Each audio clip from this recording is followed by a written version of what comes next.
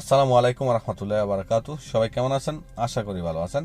আপনাদের সবাইকে অভিনন্দন ও শুভেচ্ছা জানাচ্ছি আমাদের আরবি ভাষা শিক্ষা সিরিজের আরও একটা নতুন ভিডিওতে। ধরুন আপনি একটা কোম্পানিতে জব অ্যাপ্লাই করলেন, সেখানে আপনার ইন্টারভিউয়ার অথবা আপনার স্পন্সর আপনাকে প্রশ্ন করলো, এই সাল সানা ইনতা মৌলুদ অথবা শুনু আল সানা ইনতা মিলাদ। আবার কখনো কখনো এমন প্রশ্ন করে থাকে, মিতা ইনতা ঈদে মিলাদ। এমনও হতে পারে এই প্রশ্নটাও করতে পারে, কাম ইনতা ওমর। আপনি হয়তো আরবি জানেন না, টাস্কি খেয়ে যাবেন। না বুঝলে অবশ্য টাস্কি খাওয়ারই কথা। তখন হয়তো আপনি কোনো থার্ড পার্টি খুঁজবেন যে আরবি বোঝে, তাকে গিয়ে বলবেন, ভাই উনি কি বলছে আমি বুঝিনি, আমার একটু বলেন না, অথবা ওনাকে একটু বলেন না। সো আরবি না জানলে এমনই আপনাকে থার্ড পার্টি বা মিডিয়ার সাহায্য নিতে হবে কারোর সাথে কথা বলার জন্য। আমি অনুরোধ করব আমাদের ভিডিওগুলো প্রথম থেকে শেষ পর্যন্ত দেখুন। আমরা এখন পর্যন্ত প্রায় 35টা থেকে 36টা ভিডিও আপলোড করছি। বলবো আমাদের একটা একটা করে ভিডিও মনোযোগ সহকারে দেখুন। ট্রাস্ট মি, আপনারা প্রপার আরবি শিখতে পারবেন। কোনো মিডিয়া লাগবে না কারোর সাথে কথা বলার জন্য। আজকের ভিডিওটাও কিন্তু অত্যন্ত টপিকেবল, এবং আজকে আমরা এমন কিছু প্রশ্নবোধক বাক্য শিখব যেগুলো আপনার প্রতিদিনের কাজের ক্ষেত্রে খুব বেশি পরিমাণ ব্যবহার হবে। বিশেষ করে কিছু কমন প্রশ্ন থাকবে যে প্রশ্নগুলো আপনি দিনে কয়েকবার, কয়েকশো বারও আপনি ব্যবহার করবেন। সো গাইস, শুরু করব ভিডিও। তার আগে বলবো, আপনি যদি আমাদের পরিবারের সদস্য হয়ে না থাকেন তাহলে অবশ্যই সাবস্ক্রাইব বাটনটি ক্লিক করে আমাদের পরিবারের সদস্য হয়ে যান, আর পাশে থাকা বেল আইকনটা প্রেস করে পরিবারের সাথে যুক্ত থাকুন। ধন্যবাদ। শুরু করব ভিডিও। আমাদের একেবারে প্রথম বাক্যটা হলো, এশাল সানা ইনতা মাউলুদ অথবা ইনতা মিলাদ। আর যারা কুয়েত প্রবাসী তাদেরকে ঠিক এইভাবে বলবে, শুনু আল সানা ইনতা মিলাদ অথবা ইনতা মাউলুদ। এর অর্থ হলো তোমার জন্মসাল কি অথবা তোমার জন্ম কত সালে। এটা একটা কমন প্রশ্ন, যে কেউ আপনাকে এই প্রশ্নটা করতে পারে। মৌলুদ এবং মিলাদ এ দুটা শব্দ অর্থ হলো জন্ম। এশ অথবা শোনো এ দুটা শব্দ অর্থ হলো কি। সানা সানা শব্দ অর্থ হলো বছর। যদি আপনার জন্ম 1990 সালে হয়ে থাকে, ফর এক্সাম্পল স্বরূপ আমরা 90 দিয়ে উদাহরণ দিব, তাহলে আপনি বলবেন সানা ইংরেজিয়া 1990। এর অর্থ হলো ইংরেজি 1990 সাল। ইংরেজিয়া ইংরেজিকে বলে 1990, 1990। আপনি চাইলে একেবারে ক্লিয়ারলি বোঝাতে পারেন তাকে, আপনার জন্মের বছরটা বোঝাতে পারেন। আর আপনি যদি চান আপনার পুরো জন্ম তারিখটা সহকারে বলতে চান, সেটাও আপনি বলতে পারবেন। বাট প্রশ্নটা শুধু বছরটাকে বোঝায়, কোন বছর আপনার জন্ম হয়েছে। আনা মৌলুদ অথবা আনা মিলাদ সানা ইংরেজিয়া 1990। অর্থ আমার জন্ম ইংরেজি 1990 সালে। এটা আমরা ভেঙে বললাম। আর যদি আপনি শর্টকাট বলতে চান তাহলে বলবেন সানা ইংরেজিয়া 1990। ইন্টারভিউ অথবা কারোর সাথে প্রথম কথাবার্তা হলে অবশ্যই চেষ্টা করবেন ভেঙে বলার জন্য। তো আমি চেষ্টা করছি আপনাদেরকে এখানে ভেঙে দেখানোর জন্য। এরপরও যদি কারো কোনো প্রশ্ন থাকে তাহলে আমাকে কমেন্ট সেকশনে কমেন্টস করুন। আমি ইনশাআল্লাহ চেষ্টা করব সেখান থেকে আপনাদেরকে উত্তর দেওয়ার জন্য। এরপরও প্রশ্নটা হয় এমন, কাম তারিখ ইনতা ঈদে মিলাদ। কাম তারিখ ইনতা ঈদে মিলাদ অর্থ তোমার জন্ম তারিখ কত। মিলাদ ব্যবহার করতে পারে, মৌলুদ ব্যবহার করতে পারে। যদি মৌলুদ এবং মিলাদ যে কোনো একটা শব্দ ব্যবহার করে বলে তাহলে আপনি বুঝে নেবেন যে আপনার জন্ম তারিখ জিজ্ঞেস করতেছে। কাম তারিখ ইনতা ঈদে মিলাদ অথবা মৌলুদ। কাম কাম শব্দ অর্থ হলো কত। তারিখ বাংলাতেও তারিখ, আরবিতেও তারিখ। ঈদে মিলাদ অর্থ হলো জন্মদিন। মিলাদ জন্ম, ঈদে শব্দটা দিনকে বোঝায়। আপনারা হয়তো জানেন ঈদে মিলাদুন্নবী, হযরত মুহাম্মদ সাল্লাল্লাহু আলাইহি সাল্লামের জন্মদিনকে ঈদে মিলাদুন্নবী বলে। ধরুন আপনার জন্ম 2001 সালে, তো সেটা ধরে আমরা এখন উদাহরণ দেব। আনা ঈদে মিলাদ তারিখ ওয়াহেদ শাহর আরবা সানা আলফিন ওয়াহেদ। অর্থ আমার জন্ম তারিখ 4 মাসের 1 তারিখ 2001 সাল। এখানে একটু খেয়াল করুন, আরবিতে আরবিয়ানরা মাসের নাম উল্লেখ না করে সংখ্যা দিয়ে বলে, যেমন শাহর ওয়াহেদ, শাহর ইতনেন, শাহর তালাতা, শাহর আরবা, এভাবে তারা বলে।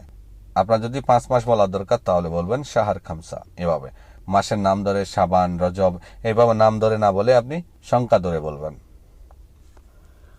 এরপর প্রশ্নটাও কিন্তু একই রকম, তবে এটা হলো ফ্রেন্ডলি। অনেকে প্রশ্ন করে যে তোমার জন্মদিন কবে। আমরাও বলে থাকি তোমার জন্মদিন কবে। মিতাফি ইনতা ঈদে মিলাদ। মিতাফি ইনতা ঈদে মিলাদ অর্থ তোমার জন্মদিন কবে।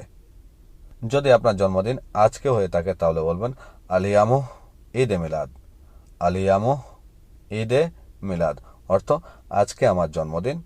আলিয়ামু এর অর্থ হলো আজকে আমার। এরপরে প্রশ্নটা অতি কমন প্রশ্ন, মিতা খালাস ইনতা ইকামা।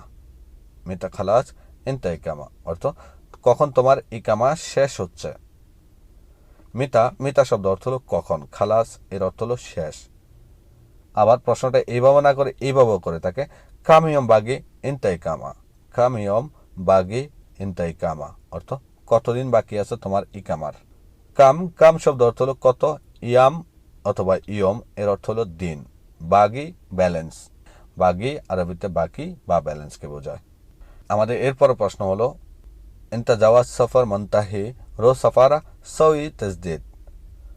ইনতা জাওয়াজ সফর মুনতাহি রো সফারা সউই তসদিদ অর্থ তোমার পাসপোর্টের মেয়াদ শেষ বা মেয়াদ নাই, নবায়ন করে নিয়ে আসো দূতাবাস থেকে বা এম্বাসি থেকে। জাওয়াজ সফর অর্থ হলো পাসপোর্ট, পাসপোর্টকে আরবিতে জাওয়াজ সফর বলে। মুনতাহি এক্সপায়ারি, কোনো কিছু এক্সপায়ারি হয়ে গেলে, ডেট ওভার হয়ে গেলে সেটাকে মুনতাহি বলে। রো এর অর্থ হলো যাও, সাফারা এর অর্থ হলো এম্বাসি বা দূতাবাস, সউই অর্থ হলো করা বা করো, তাজদিদ অথবা তাজদিদ এর অর্থ হলো রিনিউ। আমাদের এরপরে বাক্য হলো মিনেস্তগল হাজা অথবা মিনেস্তগল হাদা। এর অর্থ হলো কে এই কাজটা করেছে অথবা এই কাজটা কে করেছে। মিন মিন শব্দ অর্থ হলো কে, এস্তগল অর্থ হলো কাজ, হাজা অথবা হাদা এর অর্থ হলো এটা বা এই। যদি আপনি কাজটা না করে থাকেন তাহলে বলবেন আনা মা সইতু হাজা সগল। আনা মা সইতু হাজা সগল অথবা হাদা সগল অর্থ আমি এই কাজটি করিনি। আনা আমি, মা অথবা মাই এর অর্থ হলো না, মাই সইতো এর অর্থ হলো না করা। আর যদি করে থাকেন বলবেন আনা সইতো হাজা অথবা আনা সইতু হাদা অর্থ আমি এটা করেছি। কাজ উল্লেখ করতে পারেন, না করলেও পারেন। কারিম এনতা শুপ্ত মোহাম্মদ। কারিম এনতা শুপ্ত মোহাম্মদ এর অর্থ হলো কারিম তুমি কি মোহাম্মদকে দেখেছ। এটা একটা প্রশ্নবোধক। কারিম এনতা শুপ্ত মোহাম্মদ এই বাক্যটা প্রশ্নবোধক বাক্য। সুপ্ত সুপ্ত শব্দ অর্থ হলো দেখা বা দেখেছে কিনা সেটা জিজ্ঞেস করার জন্য এখানে তু ব্যবহার করা হয়েছে। যদি দেখে থাকেন তাহলে বলবেন আইওয়া আনা সুপ্ত হুয়া মওজুদ ইনদাল বেত। আইওয়া আনা সুপ্ত হুয়া মওজুদ ইনদাল বেত অর্থ হ্যাঁ আমি দেখেছি সে বাড়িতে আছে। আইওয়া অথবা নাম এই শব্দ অর্থ হ্যাঁ বা জি। সুপ্ত অর্থ হলো দেখেছে, হুয়া এর অর্থ হলো তিনি, মওজুদ থাকাকে বোঝায়। ইন্দাল শব্দের অর্থ হলো নির্দিষ্ট কোনো জায়গা, যে কোনো নির্দিষ্ট জায়গাকে ইঙ্গিত করার আগে ইন্দাল ব্যবহার করবেন। বেত অর্থ হলো বাড়ি। আর যদি না দেখে থাকেন তাহলে বলবেন লা আনা মা সুপ্ত হুয়া। লা আনা মা সুপ্ত হুয়া না আমি তাকে দেখিনি। লা শব্দ অর্থ নাকে বোঝায়, মা সুপ্ত দেখেনি। কাউকে আপনি চিনেন, হয়তো আপনি কনফিউজ, শিওর বলতে পারতেছেন না কোথায় তাকে দেখছেন। তো এই ধরনের কনফিউশন আমাদের মধ্যে অনেক সময় সৃষ্টি হয়। তাকে প্রশ্নবোধক হিসেবে একটা প্রশ্ন করতে পারেন, আনা আরেফাক ইনতা ইনতা মোহাম্মদ শাহ। আনা আরেফাক ইনতা ইনতা মোহাম্মদ শাহ অর্থ আমি তোমাকে চিনি, তুমি মোহাম্মদ তাই না। আনা আরেফাক এর অর্থ হলো আমি তোমাকে চিনি, আরেফাক এর অর্থ হলো তোমাকে চিনি, সাহ এর অর্থ হলো তাই না। হয়তোবা সে বলতে পারে আনা মায়া আরেফাক ইনতা মিন। আনা মায়া আরেফাক ইনতা মিন আমি তোমাকে চিনি না, তুমি কে। কোনো কিছু না বুঝলে ঠিক এইভাবে বলবেন আনা মা ফাহাম এ সুগুল। আনা মা ফাহাম এ সুগুল অর্থ আমি বুঝিনি, তুমি কি বললে। মা ফাহাম অর্থ হলো বুঝিনি, এসু অর্থ হলো তুমি কি। এসু দিয়ে দুটো অর্থ বহন করে, তুমি কি। যদি শুধু এস ব্যবহার করতাম তাহলে শুধু কি হতো। সো যেহেতু আমরা এসু ব্যবহার করছি তার জন্য তুমিটা এখানে যুক্ত হয়ে গেছে। গুল অর্থ হলো বললে। আনা কাল্লাম তো ইন্তেজার হুয়া দাহিন ইজি। আনা কাল্লাম তো ইন্তেজার হুয়া দাহিন ইজি অর্থ আমি বলেছি অপেক্ষা করো, সে এখনই আসবে। আনা কাল্লাম তো এর অর্থ হলো আমি বলেছি, ইন্তেজার অর্থ অপেক্ষা, হুয়া অর্থ হলো তিনি, দাহিন এর অর্থ হলো এখন, ইজি আশা। আর যদি না বলে থাকেন তাহলে বলবেন আনা মা কাল্লাম তো, আমি বলিনি। আনা মা কাল্লাম তো কিদা, আনা মা কাল্লাম তো কিদা, আমি এইভাবে বলিনি। আনা মা কাল্লাম তো হুয়া, আমি তাকে বলিনি। আনা মা কাল্লাম তো হুয়া, আমি তাকে বলিনি। আনা কাল্লাম তো হুয়া, আমি তাকে বলেছি। আনা ইসমাতু, আমি শুনেছি। কোনো কিছু শুনলে বা আপনাকে কেউ ডাকলে, যদি তোমাকে আমি ডাকছি তুমি শোনোনি, তখন হয়তো আপনি উত্তর বললেন হ্যাঁ আমি শুনেছি।